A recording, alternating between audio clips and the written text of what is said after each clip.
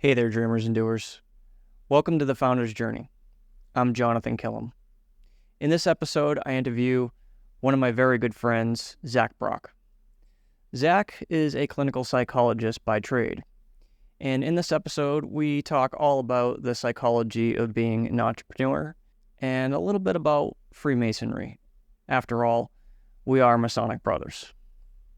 In this episode, Zack actually drops quite the bomb on me and tells me all about how he's starting up a business of his own, which, quite frankly, I had no idea before we began the episode that he was going to tell me about this. Make sure to hang tight till the very end, where Zack drops some gold nuggets about the psychology of storytelling and things to consider regarding your sales tactics. Without further ado, let's just jump right into the episode. This is a really good one.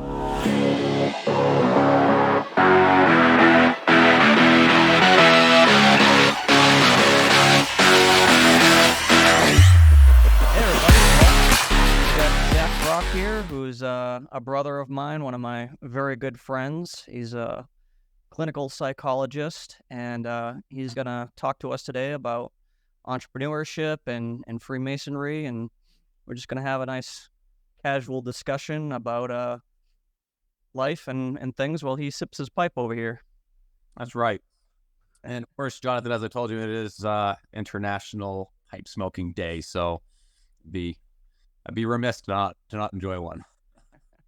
Yep, today's February 20th, 2024, for those that are watching this later on. But yeah, no, absolutely, and you know, I'll be glad to share what thoughts I have.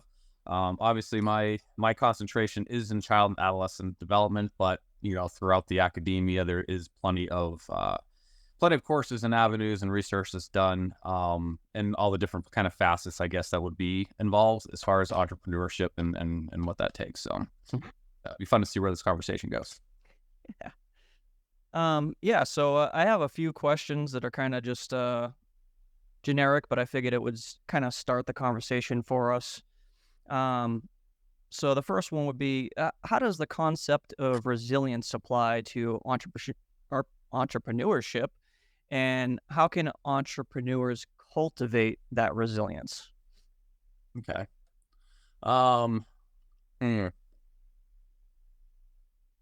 as far as resilience itself, you know, it's funny because we have different types of resiliency, right? And it even comes rooted from different locations, right? It's kind of one of those things where it's not always going to come from the same place.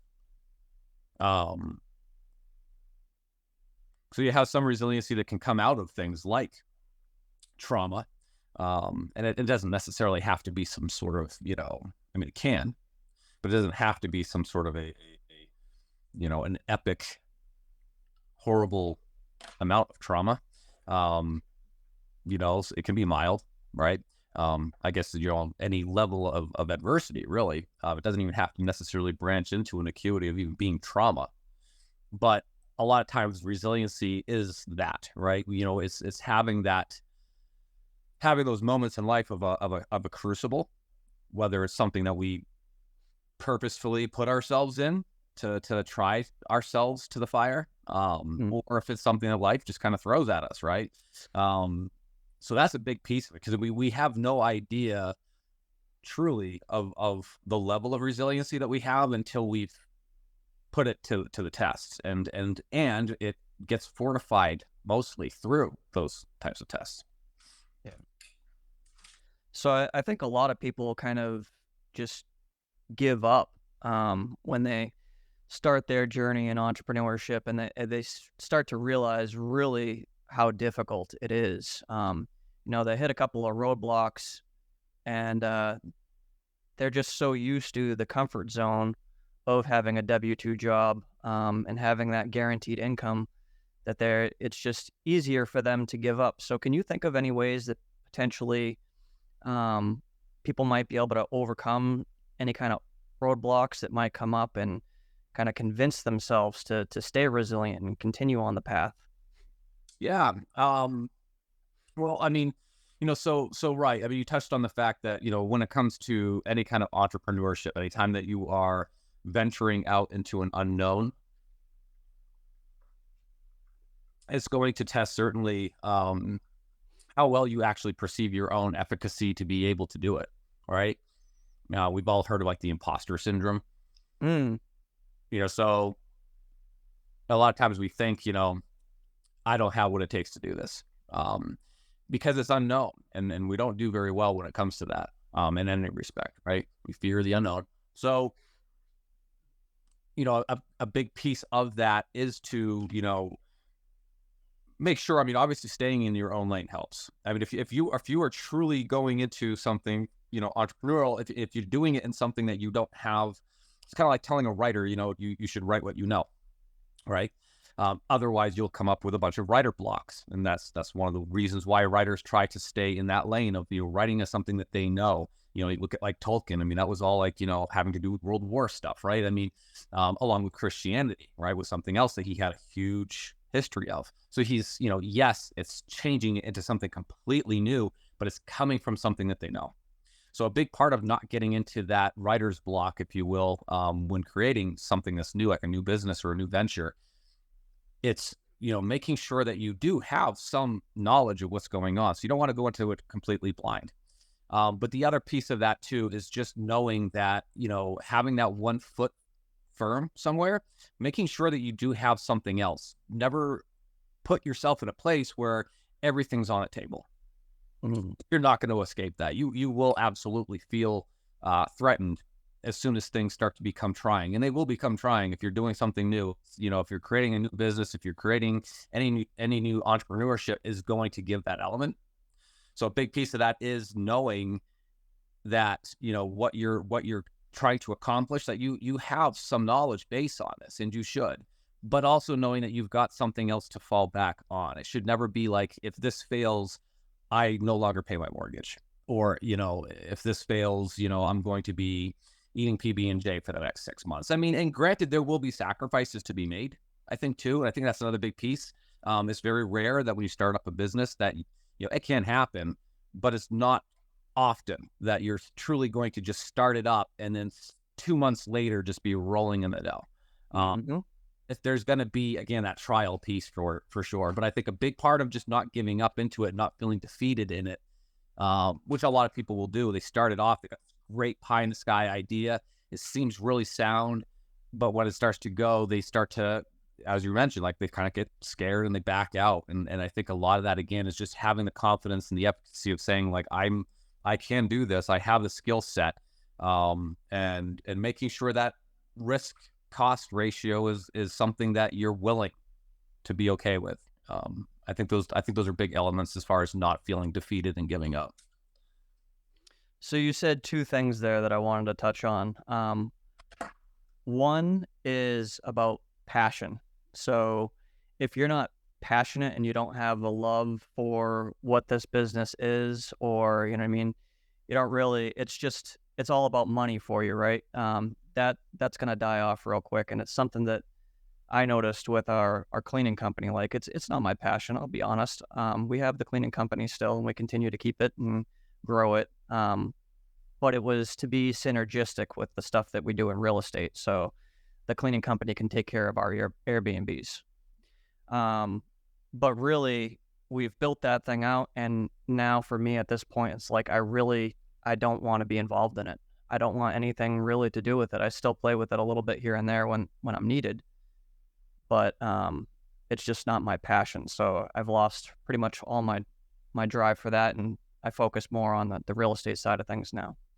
Right. But the other thing that I want to touch on with you is, what do you feel about the old saying of, you've got to burn the boats? Because you were talking about a backup plan. Right. Yeah, you definitely have to have something that you can fall back on. And then that doesn't necessarily have to be a backup plan, but just, again, JP, love that guy, had great advice once of, like, that you're in the right space in life if you have, your secured foot is in order, like, meaning in life that you already know the things that are already established, and you had that tentative foot in chaos, right? Not a firm foot in chaos, because then you're going to lose your stand and you're going to go down. But your tentative foot is in chaos, and that really is the balance that should be there, right? Like, for example, right now, another Masonic brother of mine out here in Utah, so a newly founded brother, he also has his doctorate is in psychology as well. His is a lot of in the criminal justice component, right? So the forensic psych. I do have an undergraduate in the forensic psych component, and so one thing that we notice is lacking out here, right? And I think that's another big piece too. Like, are you creating something that there's already 50,000 of in your area? That's going to be a tough swim. Are you creating something that is not at all or very limited in access in your area? Now you got something to sell, right? And so we've noticed that there is very minimal restorative preventative justice type situations out here, right? And so I had set up a court diversion for juveniles out in New England, and it's very successful, and it was actually quite lucrative because it saves the county a lot of money as far as prosecuting the juveniles, and also has a great ability for reducing recidivism, right? So reducing the chances of the kids committing the same crime. Yep. So now that we've noticed that that's missing, of course, our gears have been turning, and we actually have a gentleman who's also a brother who invests in a lot of different businesses out here. So we've had several meetings already with him, and we're starting to kind of think, hey, like, we could do this and make a boatload of money, do very good for our community. And as you were saying, Jonathan, too, it's something that obviously both, this brother and I have a very strong passion for, right? So we're okay with this taking a hot minute to get off the ground. Neither of us are quitting our day jobs, right? We still have stuff coming in. But this is certainly something that we're looking to start to raise up. So, do you need to make sacrifices? Absolutely. Like, if we do this venture, we will absolutely be doing this free of cost for ourselves, for a bit until it gets going. Mm-hmm. That's okay, right? And we're okay with that, because we're not depending. But so we will be I'll have to sacrifice time. I'll have to sacrifice some stuff. So there will be that component, but not just, I'm not going to quit my job tomorrow and put everything into this so that if it fails, my responsibilities are now, washing down the river with the dream. So, yeah, that's the biggest one is time. So, time is the one thing. It's the most precious commodity that we have. Where once it's gone, and we're never getting it back. If you have money, sometimes you can pay for time freedom to free yourself up a little bit, but that's it's going to be a big sacrifice for your family, time with your family if you're pursuing this venture. But I hope that you do, and I could see you being very successful in that, especially where you already have the knowledge of the structures of how it was done previously in New England. Mm-hmm. So I think you're onto something there. That's pretty awesome. And this is the first I'm hearing of it too, so I'm pretty excited for you, brother. Yeah, that's awesome. And I think that's also a testament too to again, like that's that tentative foot in chaos, right? I know next week the gentleman who's doing the investing piece, he's looking into office spaces, but right now it's mostly research. Myself and the other brother have been doing a lot of research to figure out data, because that's a big thing too.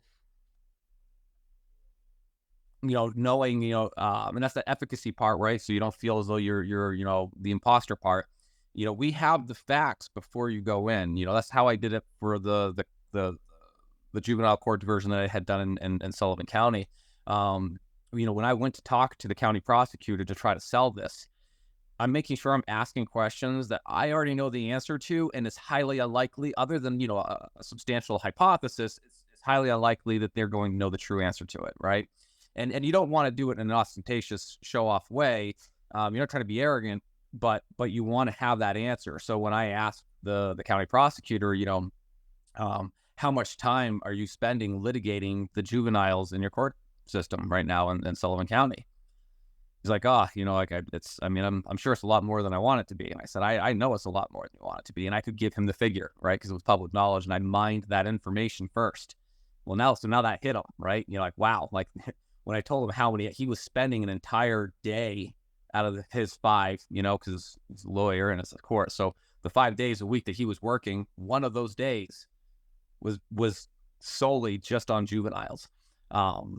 Being able for him to be able to alleviate from that and try the bigger cases meant more money for him, and meant more, as you were saying, Jonathan, right? More time for him.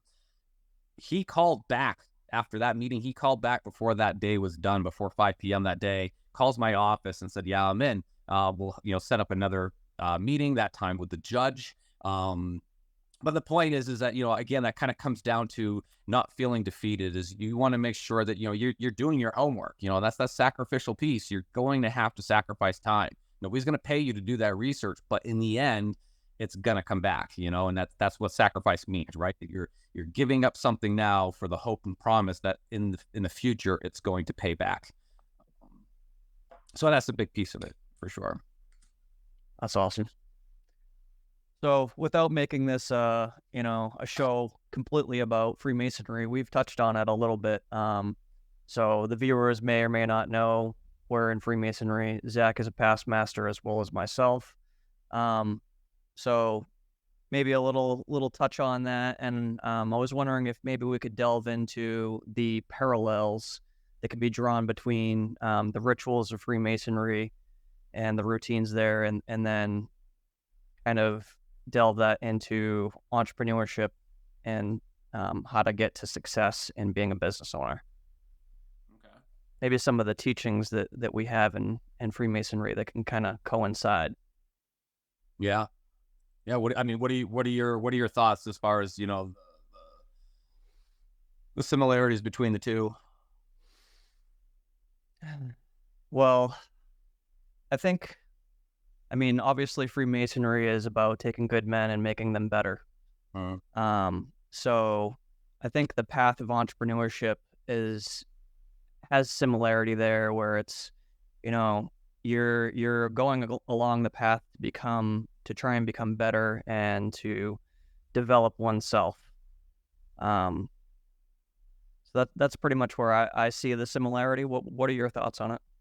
Yeah, for sure. There is that continuation of trying to, for self-improvement and giving back, right? There's also, I think, the component of the almost like that initiatic experience, right? Where when you're starting off in something new and a new adventure, let's face it, as soon as you even just start to plan, again, not to make this all about me, but you know what I mean? Like if you right now, this is kind of like the EA version, right? Like this is like an entered apprentice component right now, where I'm just starting to embark on that, and so it's looking for more light in this category, in this adventure. And I think with Freemasonry, because of the fact that, with any culture that has that initiatic experience, which a lot of them did, ancient Egypt did, a lot of Nordic tribes had it, where it is a matter of kind of a coming of age, if you will. Let's be honest, even the institution of marriage, right? There's an initiatic experience for that. First you get engaged, right? And you try that on for a little bit. Commitment's not fully there, right? But it's close. Again, like when you enter in as an EA, like, yes, you've made that commitment, but you're not full. You don't have all the full luxuries of a master mason. So there's a lot of things like that will happen. And I think in entrepreneurship is kind of the same, right? You'll start off and you don't have the full, I don't want to say gifts, but you don't have all the, help me here, Jonathan, what would be the right verbiage? You haven't received all the lessons yet. Yeah, the rights and benefits, right? It's the rights and benefits. Yep. So same thing. If you start off, with entrepreneurship, when it first starts, you don't have all the rights and benefits of a full grown, business that's come to fruition. So I think there's a big piece of that. And I think that, also, we always talk in Freemasonry about how it's not blowing through the degrees as fast as you can. It's the experience. And I think that it's the same thing with entrepreneurship. You have that component where it's not just, hey, get rich quick and throw something clumsily together, because it won't succeed, and neither will you, not just financially, but just personally. It's just, you cannot go into an endeavor that way. But if you're in it for the experience, right? If you're in it for that maturation of what it grow as well as you grow, right? So I think there's a lot of simile in that respect as well. Cool. Yeah, I agree with that, definitely.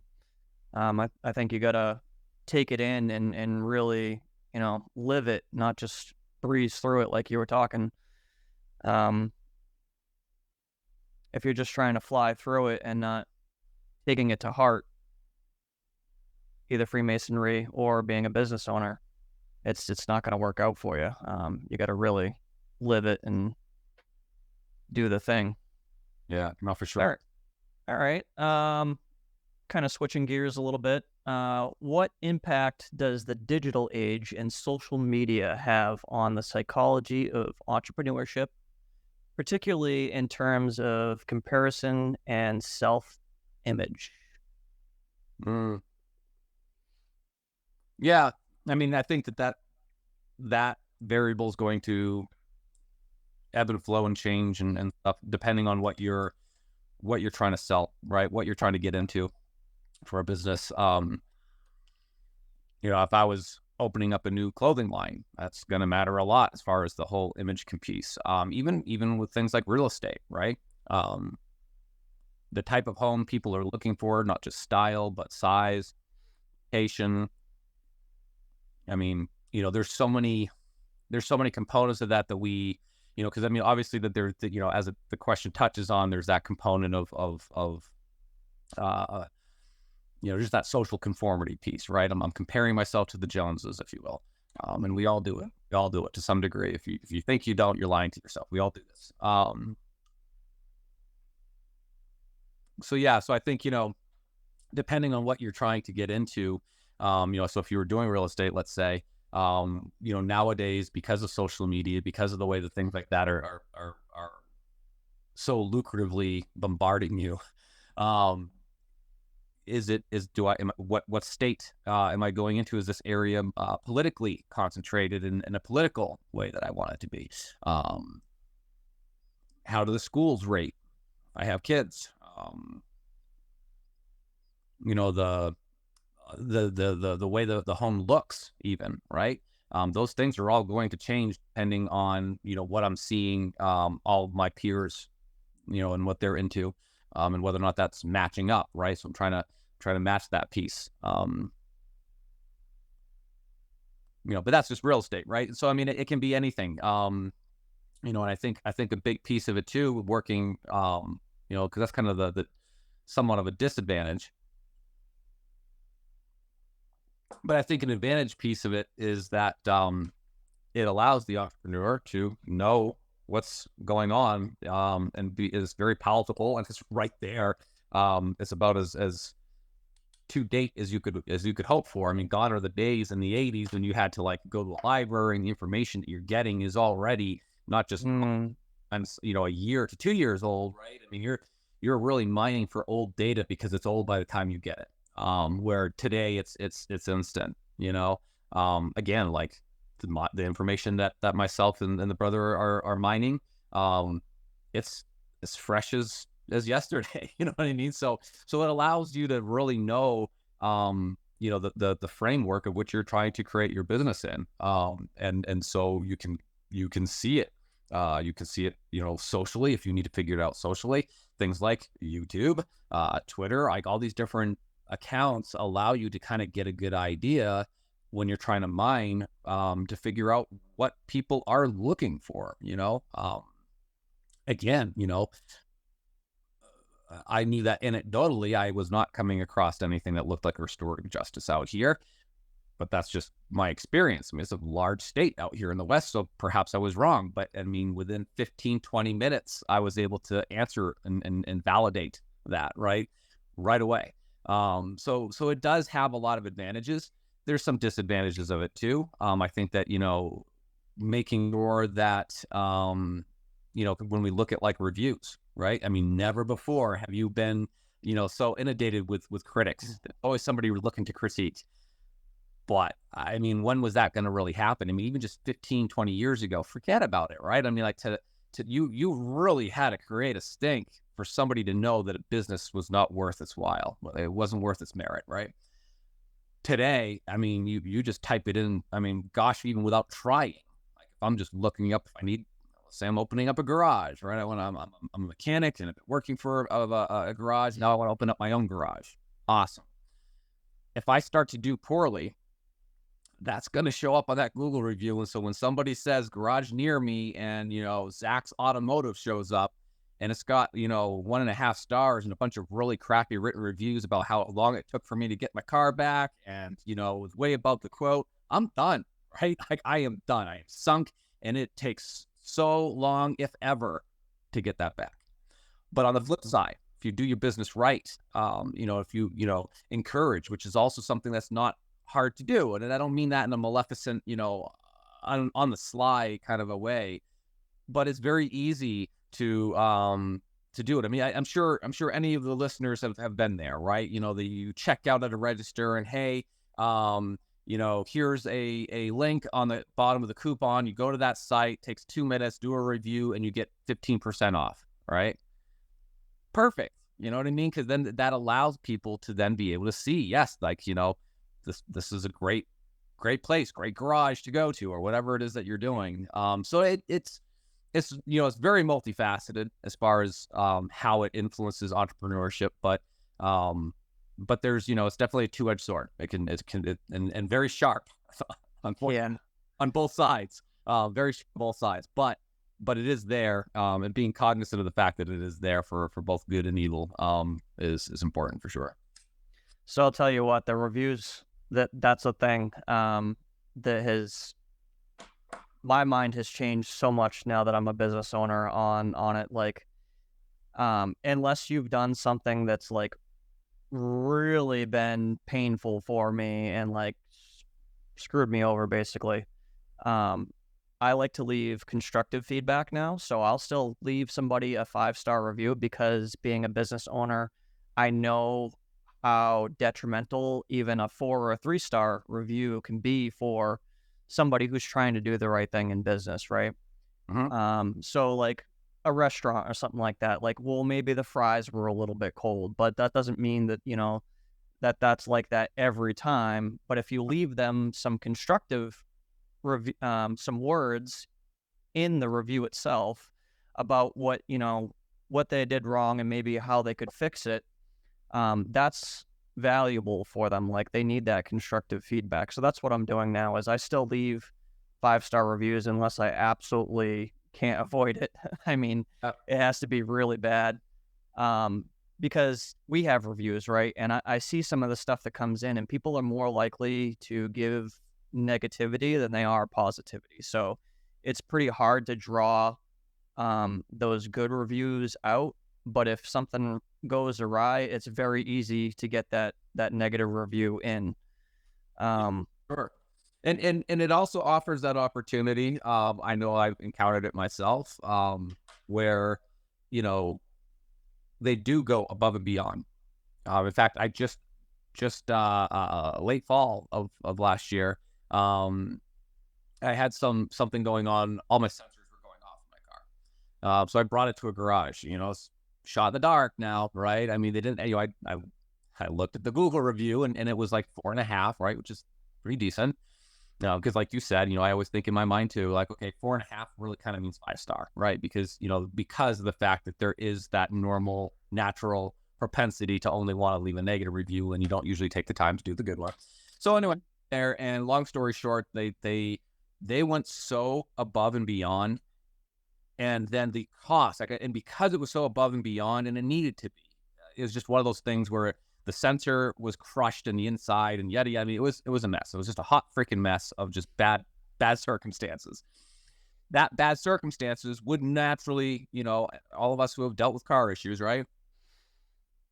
I was waiting for a bill the size of King Kong's arm, and it ended up being. They took off so much money knowing that, like, look, this took so long because of no fault of yours and no fault of ours. It's the fault of this freaking piece being jammed in there and then crushing to pieces while still inside. And it was just a mess. They so easily could have, I mean, that tie, just like we're saying, right? Time is money. Those mechanics were working on that car for a long time. Whether it was my fault, their fault, doesn't matter. It's still labor, right? But they didn't. And it's not like I was a long-time customer. Like they hadn't seen me before. So when it was done, I was like, I thanked them. I was like, I just want to say thank you. I mean, the fact that you literally scratched over $500 off of this bill, you don't usually see that, and it's really great. And so right away, he was not, remiss to be like, hey, thank you so much. Would you mind leaving a good review for us on Google? Abso-freaking-lutely, right? So I guess, putting it out there that anybody who is, once your business is going, try to promote that. Whether you give a $5 coupon, those links are not hard to make. You make a link where it's like, hey, you go on there, you do the quick survey, keep it short because, time is money for them too as well. But, quick survey and you get a $5 coupon. If your business is something that, is frequented. Obviously, if it's like something like, real estate or whatever, that's not going to really work. But it's valuable. Yeah. Now they probably have a lifelong customer. Oh, 100%. And I mean, as soon as my wife needed anything, I sent her right to that garage, which happened already this winter. So no, for sure. And that's how that works, right? That's how you give somebody a good experience. You make so much money off of that person because it is a relationship. Business is relationship. Hands down. Absolutely. Yeah, I think a lot of people just they think there's so many people in the world. There's so many other things, so many other businesses. Like, who do I care if I burn this one or that one? Like, there's 20 others behind them. Mm-hmm. And it just, I mean, karma's a real thing, and it all comes back. There was one other thing that I wanted to touch on, going back a little bit about the self-image of entrepreneurship. And I wanted to ask you how to avoid this particular trap. So a lot of people, they see these, they see the gurus and the content creators, the celebrities out there that are doing the things supposedly. I mean, maybe they are, maybe they're not. Right. And a lot of people kind of like, they see it as glamorous, right? So they're like, oh, well, I want to be an entrepreneur. And they don't know what it really takes. And it kind of makes me think of a saying that I've heard before. And it's, everybody wants to be a beast until it comes time to do what beasts do. Mm-hmm. And I think a lot of people fall victim to that. Like, a lot of people will go and quit their job and, try to dive right into something without having any backup plan and be an entrepreneur. And then they hit those roadblocks and they never really understood from the get-go how difficult it actually is. All they saw was Instagram and one of their favorite influencers, showing their Rolex and their Lamborghini, and they're like, well, I'm just going to go do what he does. Right. Yeah. So how do we avoid that sort of thing where, we're seeing all these things and then we just kind of believe that it's an easy button. We can go out there and push it and make it happen for ourselves. Yeah. I mean, let's be honest. That's a tough one in almost every respect of life, right? Whether it's parenthood, marriage, any endeavor worth something, we do have just this natural proclivity to do that, right? We it's almost like this. It's kind of like self-affirmation bias, but not quite, right? It's kind of like seeing it as in we do it in a negative way too, right? Like something bad happens, why me? When really the question is, well, why not you? This stuff happens all the time. It just seems so singular because it's you. And I think we do the same thing with the positive things in life sometimes too, right? It's like, I can totally do this, I mean, take YouTube, for example. My son of a ripe age of 11, just a couple weeks ago, trying to get him to do his homework. Dad, I don't, this is so silly. I'm just going to be a YouTuber. I don't need to do this. Buddy, let me tell you, So he watches, people like Preston and these other people who are like, playing a video game, talking about it while they do it, and they're millionaires. So if I was 11, I'd think, yeah, that's what I'm going to do too. So I make light of it, but I mean, let's be honest, even though he's 11, that's still the same thing that we even do as adults. So you know what you ought to do for Cam is jump on Twitch and just scroll through the thousands of people who are streaming their video games. Right. And they have like maybe 1 or 2 people watching them. Completely. You know what I mean? Like, it doesn't work like that. You don't just boot it up and all of a sudden now you're an influencer. Like, and that comes down to it, right? So it's the fact that no one falls accidentally into success. And of course, when we say this, we're talking in the generality of it, right? I mean, obviously, there's the outlier. A lot of people with these types of conversations be like, oh, this person, well, what about that person? Right. And now let's look at them and, the how many millions of people that are not having that happen, right? Mm-hmm. So outside of the outliers, yes, in order to have any kind of a success, it will be something that's built up. It will be something that you have to go through the full experience of, right? And not to go completely deep and esoteric on it, but I mean, this is something even on a larger scale that you'll even see that's been depicted in a lot of religions, right? I mean, like that's the whole concept of purgatory, right? I mean, purgatory was a place where they had to kind of fill in the blank of like, well, wait a minute, so if you were to die as a child and you hadn't, gone through the baptismal concepts, because, purgatory is more of a Catholicism. I mean, I know there's some other Judeo-Christianities out there that have similar concepts, but the point is that, by the Christian law, if you hadn't gone through, I think it's, forget the term. I want to say commune, but it's not a commune. But there's a certain piece that you have to go through, and then you go through all these different components, and I guess the point being is that you have to be able to be saved, and you have to go through life, and you have to have the trials of life, and that's what allows you to achieve the status of, hey, I've gone through this and I've done it correctly. I haven't folded under pressure. I've kept my steerage of my ship straight through tempest and storm, and I proceed to heaven. So the question and the issue was, well, okay, if I don't have that, can I just skip to heaven, right? If I don't have to, if I die at like 1 year old and I don't go through a life of trials and tribulations and stay the course, can I just skip ahead and get the riches? So then purgatory had to be kind of invented as a concept. Like, okay, so you go to purgatory, and even though you're not on earth, in purgatory, you'd be kind of going through the same spiritual crucible that you would if you were on earth. And so still not knowing full knowledge of heaven, have to stay faithful. That's the whole point of purgatory. So I think that's kind of the similar piece, right? I mean, like, you have to be able to, you can't just all of a sudden get rich, put it in there and be done. You have to go through that. There is unfortunately no purgatory when it comes to entrepreneurship. There is no place other than truly putting your shoulder into the grind wheel and doing what you need to do to get there.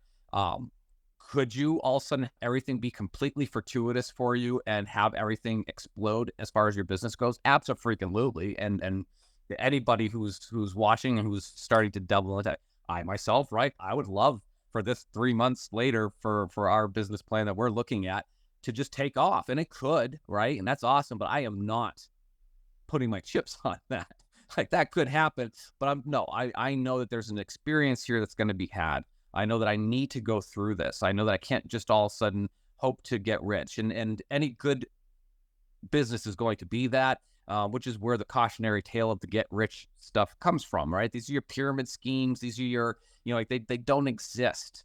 Not for the average person. There's going to be a 1% somewhere in there that's getting their goods. And you're just slaving away to make sure that happens for them, not for you. So yeah, there's no way to be exempt from it. There really just isn't, I think one of the things that I wanted to mention about that too is like the lone wolf syndrome is what I'll call it. I was definitely that person for quite a long time and still struggle with it now. Is I've finally come to the realization that we need people. We can't do this alone. So just being like even a YouTuber, I mean, he's got editors and, people that are out there networking for him and putting his stuff on social media. And like a lot of people just think like, I could do this all myself. But the next thing that I want to touch on that's kind of somewhat related is your thoughts on the work-life balance. So I know a lot of people, business owners and entrepreneurs are like, I just outwork everybody. I'm lone wolf and I'll work, 22 hours a day and I'll sleep for an hour and, I'll eat and do my thing in that other hour. And then I'm going back to work another 22 hours and I just outwork everybody. And that's how I'm going to succeed. Sure. Obviously that's not sustainable. So what are your thoughts on kind of the work-life balance? When does it become like too much? And also, how far should we push? Because we do need to push. Mm-hmm. No, for sure. Well, again, so as far as that goes, this even kind of tickles in a little bit to that whole pay gap argument that you'll hear quite often, and we won't get into that piece. But for sure, there is a personality trait. I'm sure a lot of the viewers probably know the big 5 personality traits. For those who don't, please look it up. Even there's like a million little tests that you can take online. They're fun to take. And they're kind of revealing. And so there's a lot of different types of personalities. And so for some people, what you're talking about is going to be more trying than it will be for others. Some people, they score low on certain components that have to do with like other-sidedness, right? So they might score low on agreeableness, high on conscientiousness, high on extroversion, right? So there's certain components where, they might be very go-get people and they can't sit still. I mean, you know them when you see them, you know what I mean? Like there's certain individuals, my father, he owned his own architectural firm, built it from the ground up. The guy's pushing into his mid-70s here and still does not slow down. Literally just designed and had another house built over this winter. I mean, like, go. He will be that way his whole life. Now, that said, one could argue, well, he's not doing very well as far as the work-life balance. Okay. But the counter to that is that that's also his personality trait. That balance will never exist for that person. Mm-hmm. It just won't. I mean, I suppose if they made that their life endeavor to find that balance, they could. But that would have to like literally absorb a very big piece of who they are. And that's certainly not an adventure you're taking when you're in your mid-70s. But yeah, so for that balance, I mean, there are going to be certain people who will, those are your CEOs. Those are your Donald Trumps of the world, right? Those are your people who that's just who they are. And they can't be anybody else. You can't tell a rock to be water. It doesn't happen.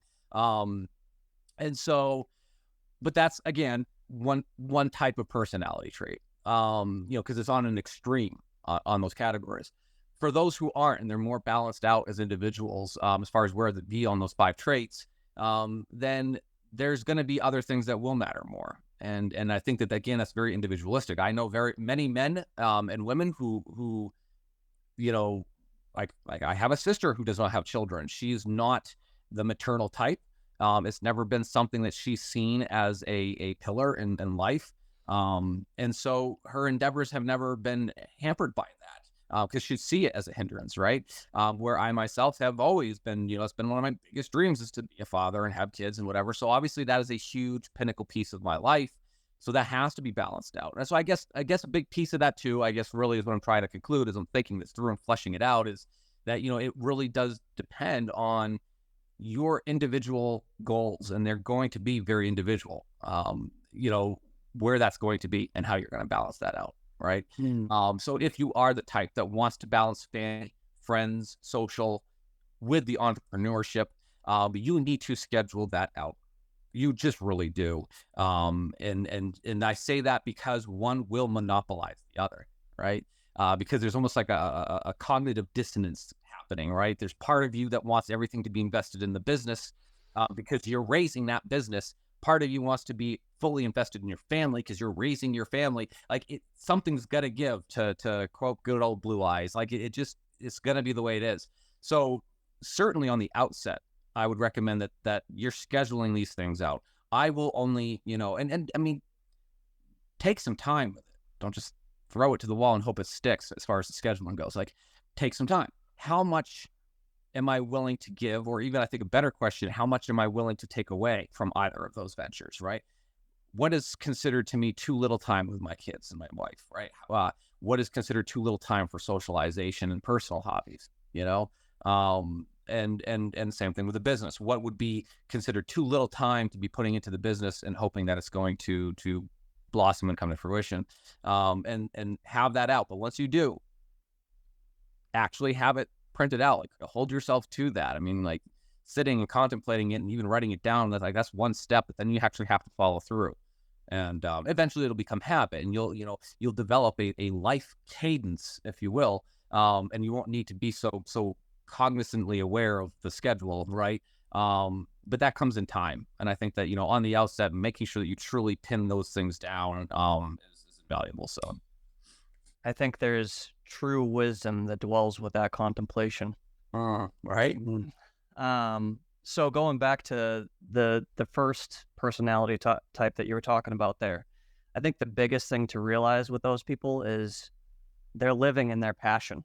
Mm-hmm. So that it's your life, right? So you decide what happens in your life. Are you happy with your life? Is this, is this your life's purpose? Is this what brings you what you desire? So for those people that are like that, that's for them. So, like, we shouldn't judge them. No, not at all. And that's Yeah. Again, if you are the type that's like that, the family and all that kind of stuff might not be for you. And that doesn't mean you're less of a person. It just means that you are living your own adventure, and yours is not going to be the same as mine or anybody else's that's in the audience, right?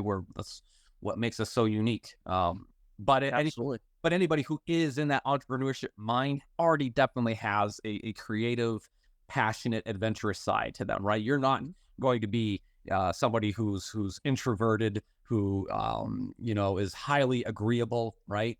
Because then you're more of a conformist. You're gonna get a 9-to-5er. It's not gonna be something you set up. You know what I mean? Like, a different person. That's all. And that's fine. Again, there's no, it doesn't denote that they're less of a person or anything like that. It's a different adventure for them, and they're content with that, and as they should be, right? Mm-hmm. So it's definitely a struggle of mine. And if you look at my Google Calendar, it looks like a bowl of Fruity Loops. I think I've told you that before, because I try to have some balance, and I'm always looking at it and trying to figure out, well, where is the time for family? Where is the time for my respite? And unfortunately, I'm the type of person that, like, I just want to go. And it is my passion to be in business and connecting with people and trying to do the thing and create things, because I have big, lofty goals, right? So, but it is important. Obviously, those people are important to me, so I need to show them time and love as well. Mm-hmm. The next thing that I wanted to talk to you about is your thoughts from a psychology perspective on storytelling. So a lot of mentors and influencers, I think, could benefit from being a better storyteller to their audience. So what are your thoughts on using stories to help teach people? Unfortunately, I'm rather inept at that. Sorry, that's an inside joke between. No, that that comes with time, I think. Again, just like what we're talking about as far as the personality traits for those who are those go-getter kind of people. Some people are natural orators. That's me. It's getting me to shut up. Which is tough. I mean, especially because, when I'm doing therapy sessions, my job is to listen. But maybe that's why I'm so talkative. I don't know. But anyway, so yeah, for sure. It kind of comes down to the social component. Because if you're doing business, unless it's like an online store, you're gonna need to be able to be social, likable, but you need to be genuinely likable. Everybody can see a snake oil salesman from a mile away, right? So it can't be something where, you're like, hey, I've got this to, what I mean? If it's fake, people know it's fake. If it's not you, they know it's not you. So give it just time, I think. Even more that you can insert yourself into things that will cause you to public speak are helpful. Being well read, honestly, like that's worth so much, because there's an internal dialogue that's occurring. And so even though it's not really you telling the story, it kind of is you telling the story, even if you're reading to yourself. So your brain doesn't really tell the difference. And so that can help for sure. And I mean that as in that, well read as in find something that's fictional, because that's going to be more of a story, right? I mean, don't find yourself a book on how a combustion engine works. That's not going to do the trick. But find something that's got an adventure side to it, which most fictions do, right? Because it has that narrative that we're kind of talking about right now, and not such a candid way. I mean, it's that adventure, right? It's setting out into an unknown. It's overcoming the dragons, right? The difficulties of starting up a new business. Fighting your own internal stuff and finding those strengths, right? Like literally what we're talking about right now, as far as being to be a good orator. So, and then when it's done, you get the gold, right? You come back a totally different person than you were before you left out on that adventure. So find some books, find an author, find something that in a genre that you enjoy. If you truly have no experience in public speaking and being a storyteller, because that will help to promote that. And then again, finding places that allow you to do so, certain types of volunteer work, whether it's at a church, if you're religious, and maybe, giving a discussion on something, the more you can insert yourself in those kinds of things, the more comfortable you'll be. And if you can be comfortable speaking to a large crowd, you'll be much more comfortable when you're just speaking to somebody one-on-one.